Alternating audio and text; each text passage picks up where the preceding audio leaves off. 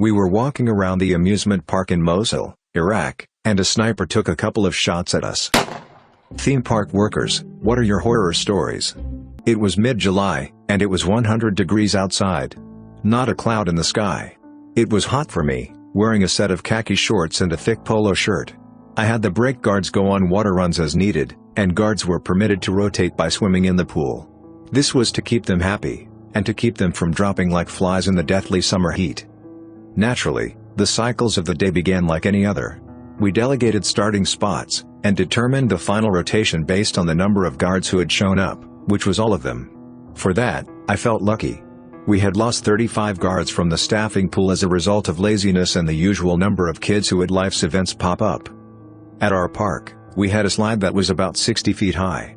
This slide had 3 channeled slides that started off like a pipe, and then became fluted, half of a pipe, no upper half, channels. One pipe, and the most popular, was the one slide that went down at an 80-degree angle. It was completely open. You sat down, and slid down the 60 feet within 2 seconds. Quite a thrill really, if not a quick one. 2 guards manned the ride, one at the bottom and one at the top, to control the antics of the guests at all times. As midday comes around, I settle into the usual rhythm, occasionally serving as master arbitrator for the minor problems that our guests have. Bored, I begin watching the slides go down. 4 people come every 15 seconds, like clockwork, as they should. The technique is flawless on the part of the guards, almost robotic at times. If I were to approach these guards, they would likely be lost in their own world of thoughts and repetitions. At the top, I notice one of the guards turn around as a teenage male prepares to get into the slide. This is a problem. Teenage males are the trolls of the park, their antics a perpetual source of problems for all staff, from the lowliest trash kids to the upper echelons of management. Then, I see the kid take 2 steps backwards. I know what he is about to do. He must be stopped, I think. But, alas, what am I to do? I have no way to contact the lifeguard up top. There is no phone, no radio. I blow my whistle twice. The guards nearby look at me. The guard at the top turns around to find the source of my noise, to find me pointing at the kid. Too late. The kid ran and jumped clean off of the slide. Now, up to this point in my life, I had been afraid of things. Getting in trouble at school, failing something miserably. They all made me a tad anxious. A lot of things had made me scared, and a lot of things had made my stomach churn. But nothing, in all of my life, had made this scared until now. Seeing a young man fall to his impending doom and being powerless over it makes you feel terrible. Feeling, by some extension of logic, that you are indirectly responsible for this, makes it even worse. Never, in my life, has my stomach and jaw dropped so fast. To his credit, he assumed the proper position of arms and legs being crossed. But now he was clean in the air, flying like a lead brick. As he did so, his body turned ever so slightly. It was something he noticed, and fruitlessly tried to correct for. Instead, he fell some distance before hitting inside the flume and chaotically tumbling down the ride. I called the paramedics immediately, and we had to backboard this kid out of the splashdown flume. I worked at Raging Waters in San Dimas, California for a few summers in high school and college. Great job, walking distance from home, got to work on my tan, hot and cold running chicks. Anyway, this was the summer of 1987, I was just about 17. I was on lifeguard duty at the top of Dropout. Dropout was our huge slide that went up about 70 or so feet and slides straight down, no twists or turns, just straight down into a shallow slip of water. I'm doing my thing, telling people to lie down and cross their arms across their chests so I could gently nudge them over the edge. It didn't take much for me to slide them over, literally a slight tug was all it took. Mid-shift, out of nowhere, a group of 20-somethings get to the front of the line, must have been about 4 guys, maybe a girl, too. The one alpha guy of the pack tells me, "Hey, let me slide myself off." And before I could say anything, I was told by lawyers that witnesses heard me yell at him to get down. He hoists himself up on top of the horizontal platform of the slide, where one's supposed to lay down so I can slide them down, and takes a effing running hop over the ledge.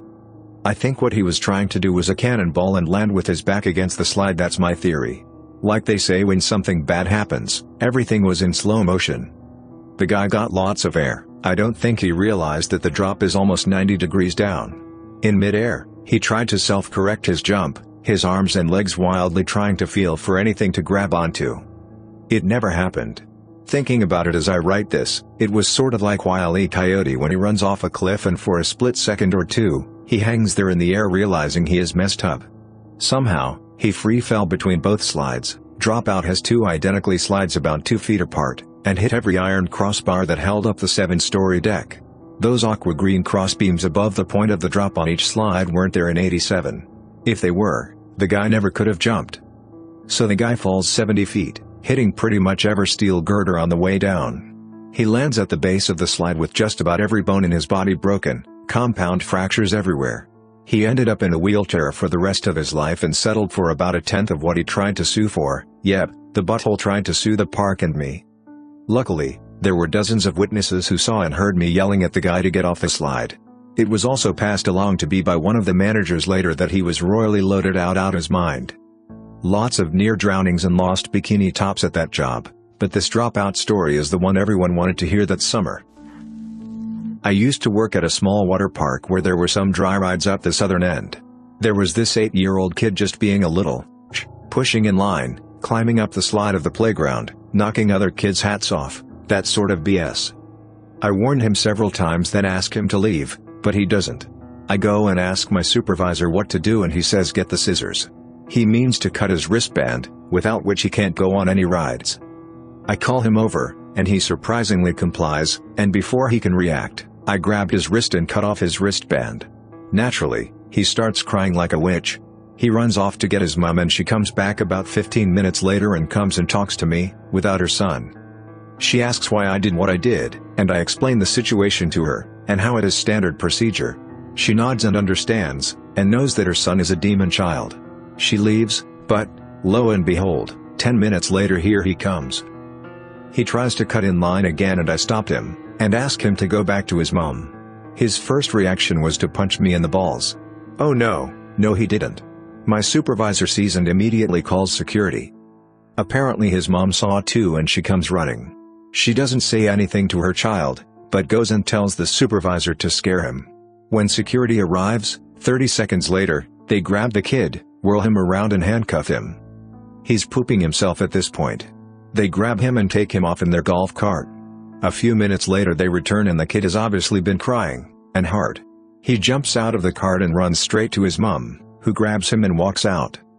People watching were stunned, but amazingly, and I kid you not, some applauded as they went off. Best day of work I had at that place. Operated rides for 4 years. 2 moments stand out. The scariest moment I had was when lightning struck a utility pole below me. My position on the ride was about 50 feet up, knocking out power to my right and forcing me and my supervisors to unload the ride in the middle of a lightning storm. The second was a guy who was very upset that I wouldn't let his kid who was a foot under the height requirement ride. I told him no early in the day, but one of my coworkers let the kid ride while I was on break. The family comes up later and the father, who was noticeably drunk, jumps 2 gates and over the tracks to threaten me with a knife. I called security and he ran. I don't work in a theme park but at Carowinds, an NC amusement park. They have this Halloween thing called Scarowinds or something like that. Employees dress up in these scary costumes and run around scaring the visitors. A big rule there is that you cannot touch them and they cannot touch you. This is the story of the time I broke that rule. So my brother and I were waiting in line for a kiddie ride of some sort, when out of the blue some guy dressed in a zombie/wolfman costume comes up and scares us. In fear I screamed and punched the guy in the face as hard as I could. He screams in pain because I had just broken his nose. Security gets called, they take my picture while the police and amusement park security talk to my dad and the injured employee.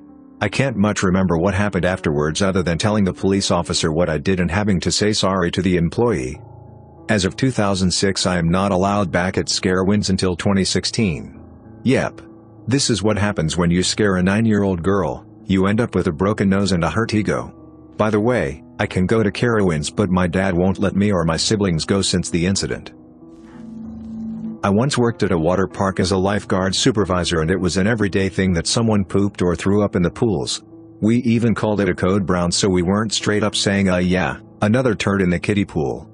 Another time we had a riptide water ride where people could ride bodyboards like a big wave and while I was talking to another guard I heard the whistle go off like there was an emergency. As I approached, a guard told me that there was a nail in someone's foot. I thought he meant someone stubbed their toe and their nail pushed back into their toe, but it was an 8-year-old girl who had stepped on a 4-inch screw left over from the maintenance the ride had recently undergone. Right into the heel. As I saw it, I got a little lightheaded. I picked her up and pulled her out of the water. She moved her foot and it started to come out, but it was still in there a good 3 inches. I put a latex glove on it and told her it'd be okay, as I called for paramedics. Her brothers came up and said that she was gonna ruin their time if they had to leave, and I had to tell them to get away. When the paramedics came, they picked her up to put her on the stretcher, and when they did, that good old latex glove slid off her foot, and got hooked on the screw in the foot, causing her, what I believed by her screams, excruciating pain. Never found out what happened after that, but she should have sued. Big payday. I used to work as a lifeguard at a small water park. The park was so small that during the week, some of our only customers in the first half of the day were day camps. About once every month we would get a special needs day camp. Why they thought it would be a good idea to take special needs kids to a water park, I don't know. Well, I'm at the top of our biggest slide, a platform that's about 40 to 60 feet tall with 2 slides, an open and completely enclosed slide. Anyway, we get this kid come up with one of the counselors. It's clear the kid can't really communicate, however he appears to be scared to go down. Since the counselors are familiar with the park, they want him to go down the open to the elements slide, as it is much slower and less intense than the enclosed one. The kid is obviously reluctant to go down, so he steps out of line for a bit. Finally he braves enough courage to go down. However, the first few feet down the slide he gets stuck. He was kind of a bigger kid with a poor suit and the slide hadn't been waxed in a while. Normally when this happens, people just push off the wall once and are good the rest of the way down. Being special needs and all, his first instinct is to stand up. Here I am panicking, seeing a special needs kid standing up 40 to 60 feet in the air on a slippery surface. Luckily the counselor immediately reacted and slowly went down the slide, grabbed the kid, and together they slid down to safety. However, the slide is poorly designed to the point that I can't really see people at the bottom. I'm trained to send people down when I see the person walking on the sidewalk. It's sorta complicated. Anyway, me in my stressed out state, I see the counselor walking around, so I assume it's safe to send down the next rider. However, the counselor never thought to turn around and grab the special needs from the bottom of the slide.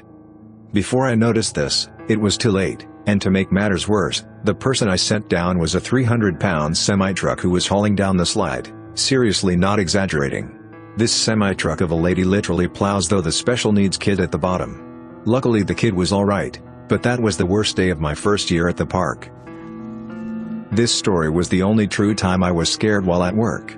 We had a ride breakdown, surprisingly normal. However, the train was stuck in such a way that we were unable to reach 2 rows of the train.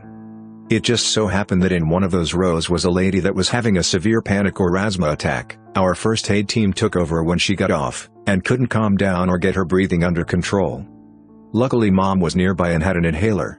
The ride was a flying coaster, so the guests were laying on their backs while stuck, and I was able to toss the inhaler and land it right on her chest. Between Mom, first aid personnel, and myself, we were able to get her calmed down while we wait for maintenance to pull the train into place. The whole ordeal only took 10 to 15 minutes, but it felt like an hour. People stuck on rides always seem to think their lives are in danger, when in reality they're safer in the seat than I am standing on the catwalk next to them. But this woman was the only time I felt someone was in real danger, and it scared the hell out of me. Thanks for listening to Radio TTS. Hit the subscribe button and activate the notification bell to receive a free dinner with Bugs Bunny and Scooby-Doo.